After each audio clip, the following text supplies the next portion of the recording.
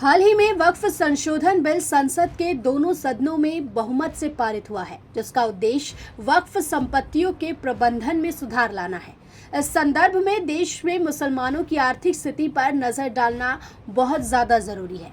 भारत में मुसलमानों की आबादी लगभग 14.2% है, लेकिन संपत्ति के स्वामित्व में उनकी हिस्सेदारी चिंताजनक रूप से भी कम।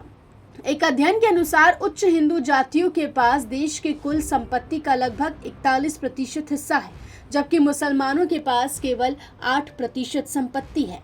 भारत में हिंदू, मुसलमान, जैन, सिख और ईसाई कई धर्म के लोग रहते हैं। All India debts and investment और पीरियोडिक लेबर फोर्स सर्वे की एक रिपोर्ट की माने तो देश में सबसे ज्यादा गरीबी मुसलमानों की है। वही साल 2010 में national council for economic research की रिपोर्ट में था कि भारत में 31% मुसलमान गरीबी रेखा के नीचे रह रहे हैं।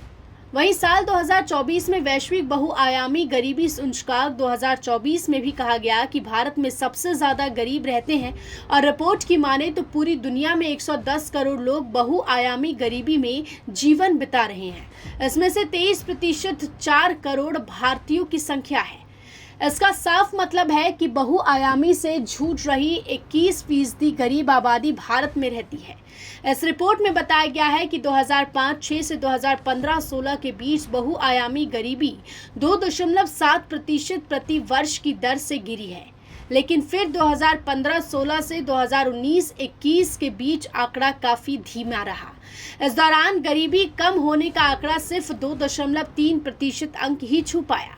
All India debts and investment और पीरियोडिक लेबर फोर्स सर्वे की रिपोर्ट की माने तो हाई क्लास के मुस्लिम भी हिंदू आबादी से ज्यादा गरीब है।